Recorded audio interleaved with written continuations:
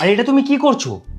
আমার শালিকে পনিরের তরকারি দিও না, ভাতের সাথে একটা লঙ্কা একটা পেঁয়াজ দাও,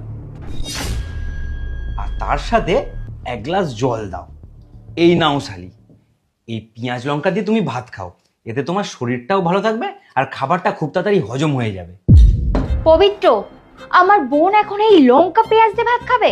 তুমি এই রিচ খাবার খাইয়ে তোমার বোনের শরীরটাকে খারাপ করতে চাইছো? তোমার বোন না মডেলিং করে, তারপর শরীরটা খারাপ হলে কি হবে বলো তো? আমার বোন রিচ তরকারি খায়, আর পনিরের তরকারি ওর ফেভারিট। পনিরের তরকারি আমার মায়েরও ফেভারিট।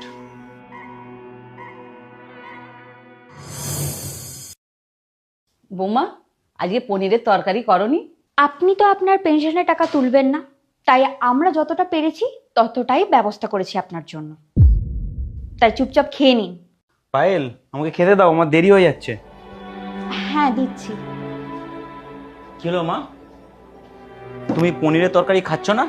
না বাবু, আজকে আমার পেটটা ঠিক নেই, এই জন্য খাবো না। টাইমে টাইমে ওষুধ খাচ্ছ তো? তোমার শরীর ঠিক আছে তো?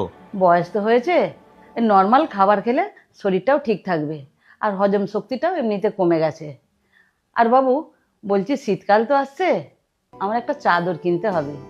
আচ্ছা ঠিক আছে, এই রবিবার আমরা যাব, ঠিক আছে? ঠিক আছে। হুম, আমার হয়ে গেছে, আমি আর খাবো না। আরে, খাবারটা তো শেষ করে যাও। না পায়েল, দেরি হয়ে যাবে। মা আমি আসছি।